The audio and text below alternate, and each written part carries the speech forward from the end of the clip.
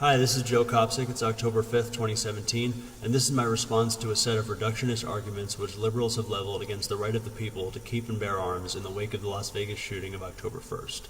But before I do that, I want to say a few things real quickly. First off, gun control means being able to aim your weapon. Gun control controls the people, not the guns, and if guns are criminalized, only criminals will have guns. That does it for cliches. Second, gun-free zones don't work, as most massacres happen in gun-free zones. Advertising an area as a gun-free zone lets a gunman know that the people inside will be defenseless. I'm working a security job right now, and there's a sign on the front door with a picture of a gun and a red circle and a line crossing it out. I hope that insignia is going to keep the guns away. I don't have a gun. I don't have any weapons. Nobody in this building has a gun.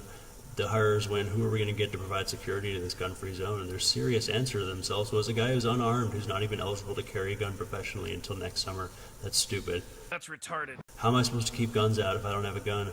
You know why I'm going to get shot to death if someone comes in here with a gun? Because there are no guns allowed in here, and I got to follow the rules because I work here. But gunmen, the criminals, they don't have to follow the rules. They're known for not following the rules. So I basically get paid to be a sitting duck, a canary in the coal mine. There's your gun-free zone for you. It works like a charm, doesn't it? As they say, the only thing that stops a bad guy with a gun is a good guy with a gun. So the response goes, yeah, well, you can't always stop the guy. They say that like the Las Vegas shooting. Oh, well, in that case, let's just assume they won't be able to stop them, take their guns away, and destroy every chance they have at surviving and defending themselves. Can't argue with that logic. Good contribution, Diane. Third, I'm not in favor of massacres. Nobody in his right mind is. Nobody who's defending the pro-gun argument is in favor of massacres. But it's hard to think the government can do something about 30,000 Americans dead from gun violence a year when, according to late political science professor R.J. Rummel, 262 million people were murdered or negligently slaughtered by their own governments in the 20th century, governments that were supposed to be doing their jobs and keeping their people safe. That figure, 262 million, includes famines and episodes of mass starvation, chalking them up to reckless disregard by the government, even if they didn't directly murder them. But based on what I've read about figures like Hitler, Mao, Pol Pot, Stalin, who all did gun control measures, it appears that at least 55 million people in the 20th century died at the hands of governments that had legally disarmed their peoples. When governments kill their own people, it's called democide. I don't trust the government to regulate guns, even if they had the power to, and wanted to, and could do it affordably, and were legal and constitutional. Let's even assume all your statistics on mass killings are correct. Even if gun control works, say it's worked in Australia in a way that can be demonstrated clearly and scientifically, has worked everywhere it's been tried even. I still don't care. I don't care how efficiently it can be done. If you're going to take taxpayer money and either you say you didn't steal it, but really take stealing your taxpayer money to fund programs that promote voluntary gun confiscations, the way you're now taking the money, that's not voluntary. I don't support that. Anything you come up with, I've never supported any of that. You tell me that Australia is never going to experience tyrannical government, say they get it right, they're never going to experience tyranny, their gun control measures are never going to backfire, so it always works perfectly, really?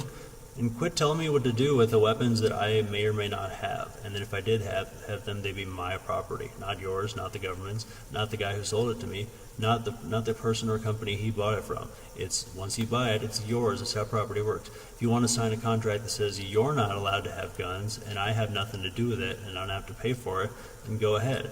But the way to save lives has never been to pass some one-size-fits-all measure that criminals and the government alike don't care whether they break. A few more rebuttals to anti-gun arguments before I begin. Yes, guns do make it easier to kill people, but still, nevertheless, people kill people, not guns. Guns don't kill people. The government does. Second, bear arms doesn't mean what liberals want it to mean. They want it to mean nothing. It doesn't mean nothing. It means something. Bear arms literally means the right to rise up against government if and when it becomes tyrannical. Second Amendment says keep and bear arms. Keeping and bearing are not the same thing. The meaning of bearing is wielding, not just keeping and possessing. That's why they use different words. Liberals want bear to mean nothing so that they can say it means nothing and use that to weaken the pro-gun argument, really the pro-self-defense argument. They say only the militia should have guns, only the police and military should have guns. So the response goes, yeah, it sounds great. I saw a movie where only the police and military had weapons. It was about Nazi Germany. The original intent of the Second Amendment was to protect the security of the state through protecting the people's right to self-defense, by protecting the right to shoot at any army that's trying to draft you, whether it's a foreign army, a terrorist group, or your own government. See, the government's got to be good enough for the people to want to protect it, instead of the government makes them. Also, the right of the people to bear arms refers to all the people. And according to founder George Mason, the term militia applies to nearly all the people except a few public officials. The U.S. Code says it means everyone 17 to 45 who's not in the National Guard or the Naval Militia. You are the unorganized militia. You are Alex Jones. You have a right to defend yourself, and the extension of that right entitles you to own, keep, possess, and carry weapons, and if need be, bear them, that is, wield them with the intent of using them, brandish them, against groups of people who want to kill everybody who refuses to join their army or else submit to it. In some places, you not only have the right, but the obligation to defend yourself. There are towns in the South where households are technically required to own weapons. If this sounds crazy, then think of it as a way to prevent you from outsourcing the responsibility to protect yourself and your family to somebody else. Remember, according to the decision in Warren v. D.C., police have no responsibility to protect and serve the general public outside of a private contract. You can't be held responsible for failing to protect you. You have to do it yourself. You have to defend yourself. The late comedian Bill Hicks said, "Before you explain why you need an automatic weapon to defend yourself against an angry mob, you might want to ask yourself, what is it about me that makes people form into angry mobs and chase after me?" A valid point and a good question, but there's an answer to it. Because you're black and you're running from a lynch mob. Because you're Jewish or gay, running from people who hate you. Because you're a nonviolent political dissident. Because you're suspected of a crime without any evidence. All situations in which you're totally justified in defending yourself against an angry mob that's trying to kill you. But on to my point, the set of arguments I'm going to talk about today relies on false equivalencies between guns and other regulated things that are not guns, namely cars, prescription drugs, and abortion. I know it sounds like you can just drive an abortion on down the highway, but no, they're different things, believe it or not. These are not new arguments. They're not things that I came up with, and they've been floating around for a while, but they've resurfaced in the face of this recent massacre. So here we go. Argument number 1. Guns are cars. Nope, guns are guns. Cars are cars. But they're both deadly weapons. It's like, yeah, but there have recently been some truck attacks, but no one's really trying to take trucks away from everyone. And you say, yeah, they're not taking it from everyone, but that's what we have driver's licenses for. Hang on. Here's how the meme goes. If guns were regulated like cars, then gun owners they say, should have to get a title and tag at each point of sale, just like with the car. Drivers should have to be trained like gun users. Both would have to take written and practical tests. Health requirements have to be taken into account, and the vehicle and gun have to each have liability insurance. And also, each driver and the gun owner have to assent to periodic renewals and inspections at intervals. It's like, yeah, that's what gun owners should have to do. People who own the guns should let the government and whiny liberals, other people, to tell them what to do with their own property, how to use it, how to store it, how many and of what kind they can buy in what certain amount of time. If you own your gun, then you get to decide how to use it. That is, of course, unless you use it to threaten or harm someone, which poses someone who poses no realistic threat of deadly force to you, no disproportionate violence. It's the right to use a gun within the limits of liberty. A government that is big enough to give us everything we ever wanted is also powerful enough to take away everything we have. That's true about housing, it's true about student loans, it's also true about the law, abortion and gay marriage legality, and more things. It's also true about guns. If they can tell us that we can't buy or own certain types of weapons, then they can tell us that a weapon we already own is illegal. And if they can tell us that, then they're going to have to come and take them from the people who don't turn them in. So if that's what you want to happen, then just admit it. But if you deny the gun confiscations are the real consequences, inevitable consequences even, of what you want, then take a look at what happened in some neighborhoods in New Orleans after Hurricane Katrina. Read history, for God's sake. If you really think that someday we're going to have a government and a president we trust so much that it's going to make everyone want to turn in their guns and we'll have peace, then I wish you a happy 15th birthday later this year. Please grow up and read history. Argument number 2, guns are drugs. So here's what the meme says. If rounds, that is bullets, if bullets were regulated like Sudafed, the cough medicine, you'd have to show your ID to buy them, the number you bought would be recorded. If you bought too many, you'd get investigated. I'm going to get to that later. Here's argument number 3. Guns are abortion. It's like, yeah, only if abortion is murder. I don't even know what that means, but anyway, we have to treat all these things differently because they're different things. Just like fascism, collectivism, statism, and socialism, we have different words for different ideas, not a hard concept. You can't just use all these words interchangeably, blend them all together, make false equivalencies. But here's what Gloria Steinem said. I want any young men who buy a gun to be treated like young women who seek an abortion. Think about it. A mandatory 48 hours waiting period, written permission from a parent or judge, a note from a doctor proving that he understands what he is about to do, time spent watching a video on individual and mass murders, traveling hundreds of miles at his own expense to the nearest gun shop, and walking through protesters holding photos of loved ones killed by guns, protesters who call him a murderer.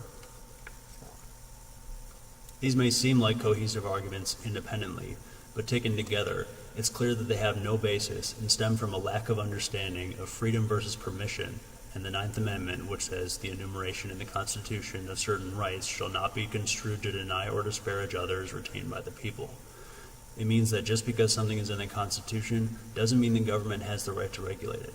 In fact, if it's mentioned in the Bill of Rights part of the Constitution, it almost definitely means that it's an issue the federal government can't regulate. It also means the government can't turn our rights into privileges, that they can't get the exclusive monopoly right to profit from it when they sell us the permits, licenses that we can only buy from them at whatever price they demand. Meanwhile, they're getting paid with our tax money that's arguably being extorted or even stolen from us. And that's true about even driver's licenses. 100 years ago, dozens of courts in the U.S. ruled that driver licensing fees were unconstitutional because they impose a fee upon the driver for the privilege to leave the state. The state's basically a big open-air jail. It'll let us out if we bribe it, and the driver licensing fee is the bribe. We have the natural freedom of locomotion, but it's been turned into a privilege which can be taken away, suspended, if we don't use our freedom, if the way they want us to. Most importantly, the Ninth Amendment affirms that our rights don't come from the government or from the Bill of Rights or the Constitution or anything. We're born with natural rights, with the physical ability to do all these things. It's natural rights, natural law, negative rights. And the government either protects those rights, interferes with them, or leaves us alone. These liberal arguments against the right to keep and bear arms, and really arguments against the English language, against political science and facts, they're like saying you should be licensed for voting just because we license people for everything else, like digging on your own property, building on your property, getting a job, getting married, etc. And this is what conservatives will say. I'll get to that in a sec. Regulating guns the same way we regulate cars, cold medicine, and abortion will only result in conservatives saying, okay, well now that our stuff's all that's regulated, now we want to regulate something. We want to regulate the gay sex you're having. And there we have it. Now gay marriage certificates are born, and now they exist in all states. It's a license whereby the state allows you to legally have sex. I know it sounds crazy, suggests the government possesses the original right to your genitals. But, do you ever feel like the government owns your ass? Well, it actually does. You can search it for 13 hours under a very weak standard of suspicion. If you can't, it's like I always say, if you can't keep other people, especially the cops, off your land, out of your house, out of the trunk of your car, and out of your own body, and it's not really your property. The whole regulate guns like cars argument relies on the idea, first of all, that all cars are regulated. In Canada, people are free to own vehicles that are not publicly registered nor licensed, vehicles they can deny the police the permission to inspect. So I say, cars can be unregulated, why not guns? It's the opposite approach. If you don't believe the government will allow abortion to be so heavily regulated just because guns have been regulated to match the stringent restrictions on abortion, remember there are neoliberals out there who would actually call that progress because they're stupid enough to want to sell our rights for their exclusive profit in the name of moderation, centrism, compromise, and balance. They would actually consider that a success, believe it or not. A side note, before you say it's ridiculous to suggest that gay marriage and gay sex are still illegal, which is what I'm suggesting, common law marriage is illegal in like 40 states, and that's the right to simply live together, say you're married, and count on the government to protect that right, or at least not interfere with it. So straight marriage isn't even really legal either in that sense. There are states where it's illegal to live with an opposite sex person you're not married to.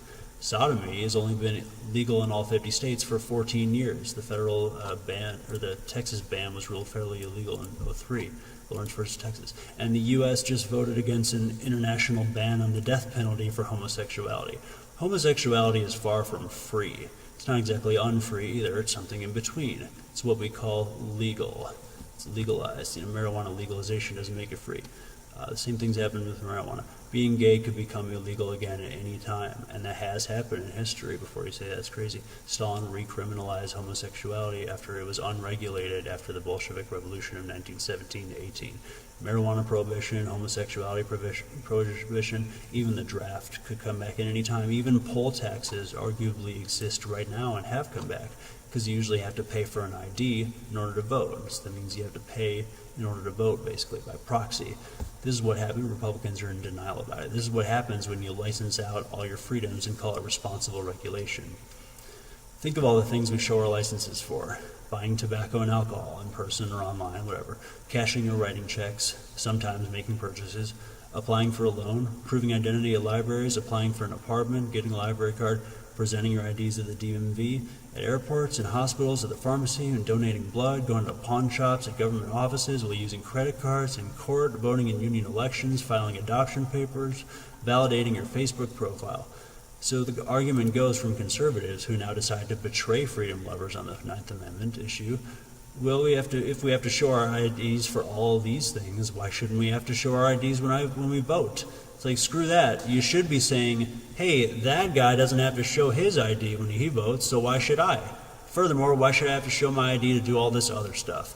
What's wrong with that line of thinking? Is that really crazier than the conservative guy saying, all right, well, if you get to regulate my gun, then I get to tax your gay butt sex? And you being like, that actually seems pretty reasonable and fair. It's not. It's just more crazy, stupid laws. And before you say, well, they're not going to tax gay sex, though.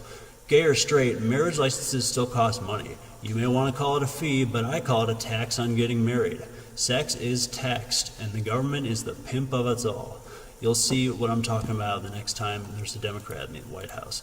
North Carolina already lets people get carded for their gender on the way into the bathroom, carded by police on private property. It's only a matter of time before, some government will force gay people to wear IMGAY pins on their lapels, like the Star of David, and neoliberals will be right there saying, it's homophobic not to be proud of it. You wear that badge like it's a badge of honor. Who? Who doesn't want to wear the ribbon? They'll fine you or raise your taxes or some stupid shit. Oh, it's just a raising the taxes. It sounds pretty voluntary, and you're fucking murdered. Then you'll have to have sex, before you get murdered. You'll have to have sex with an experienced older professional if you want to be free to try butt stuff on your own terms with members of the general populace. I mean, you have to prove you're competent before you can be trusted to do it on your own. It's just like getting licensed to drive. It's only fair, right? No, come on. Other stuff's regulated like that, right? People could get hurt. It was real good old-fashioned grab the nearest tree and hold on for dear life gay. People got hurt back then. Well, you want to pay for schools and roads? We're going to tell you we're paying, doing schools and roads. We're not going to do that. Come on. Regulated, semi-legal marijuana, pay for those schools. And then we'll send the money to the police and not tell you about it. So we're back where we started from, with well-funded police, black market weed still illegal. Great. We really accomplished something there. Another meme based on this kind of argument is, remember, Four Loko got banned after only one person died from drinking it. Well, then what? Are we going to ban water because drinking water killed one person? Are we going to ban everything that killed one person ever? Are we going to ban marijuana because some people might get an allergic reaction? Oh, okay, I'm okay with that, as long as we ban peanuts too, because some people are allergic. The same reason, because I'm not responsible enough to know my own body and make my own decisions. I'm just resorted to stupid, sarcastic proposals that I don't even believe in. Democrats and Republicans are mocking each other. They're using that mockery to come up with sarcastic legislation that, when passed, causes them to turn into caricatures of each other. The Democratic Party is a caricature of the Republican Party, and the Republican Party has become a caricature of the Democrats. That's why you have Democrats who want to bring back the draft and regulate men's access to Viagra.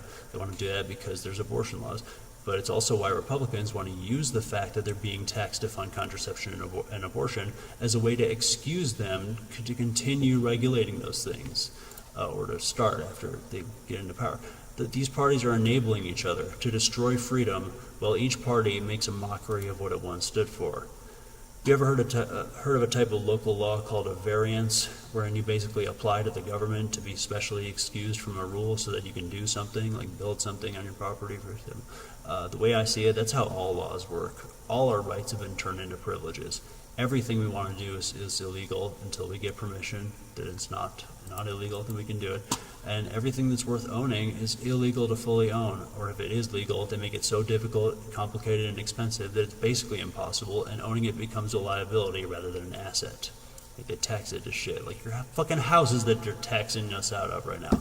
Saying we should regulate X because we regulate Y without giving enough reasons, or that we should regulate A in the same way we regulate B without sufficiently explaining why the two issues are the same or similar, leads to a society in which the burden of proof is on us at all times. We have to prove who we are. We can't walk 5 feet without presenting our ID. I had to get fingerprinted in order to get my library card, for God's sake.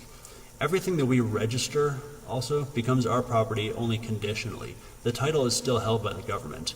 The root of that word register, regis, R-E-G-I-S, means king or queen.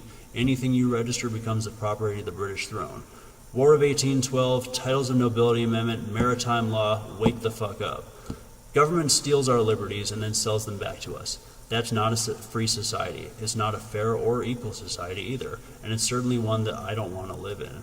I don't want to live on this planet anymore. I'd say wouldn't, but sadly we do live in that, excuse for a society. Freedoms are not for selling, nor for voting away. They're inalienable. They're for keeping. For more information, look up the case of Lawrence v. Texas, 2003. Look up U.S. Code Title 10, Section 246, regarding the composition of the military, the militia. Watch Michael Badnarek's Constitution class on YouTube.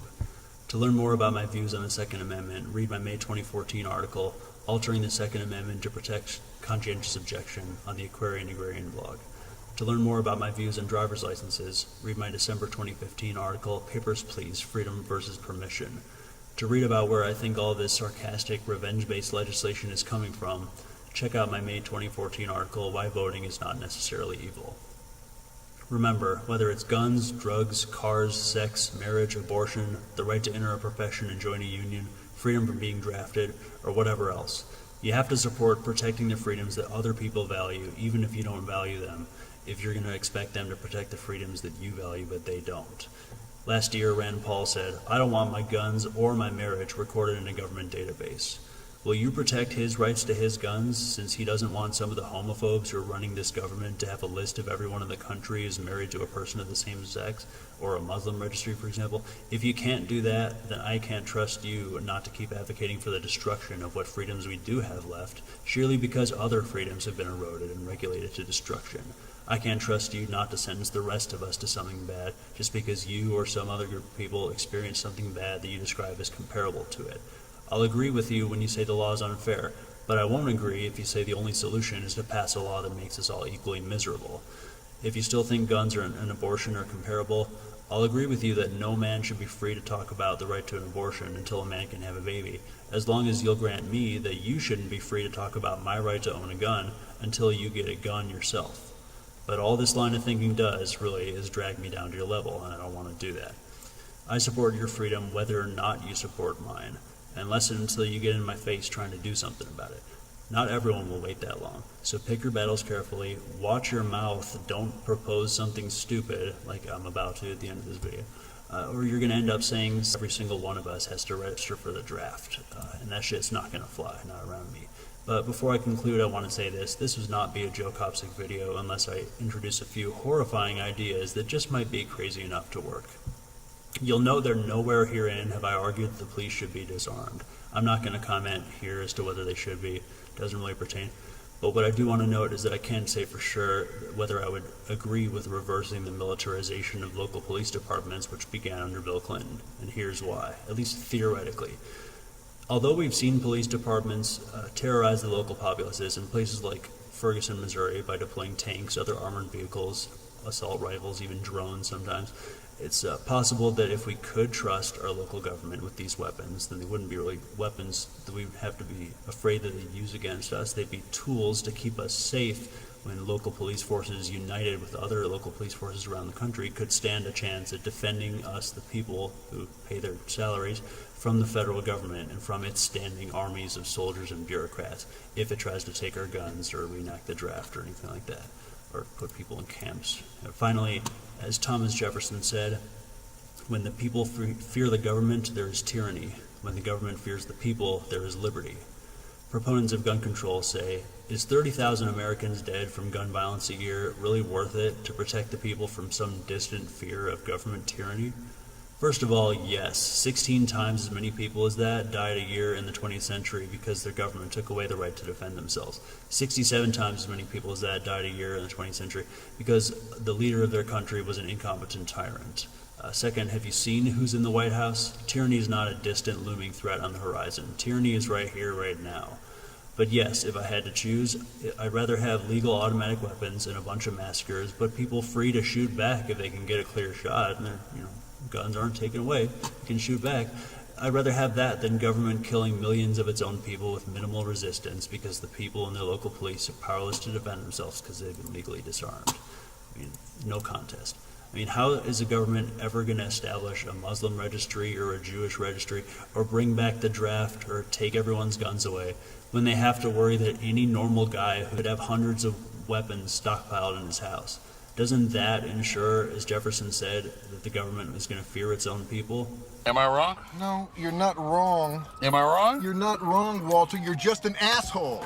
Okay, then. If you don't want me to say stupid things, then don't say stupid things yourself. This is Joe Kopsick. Gun control is theft.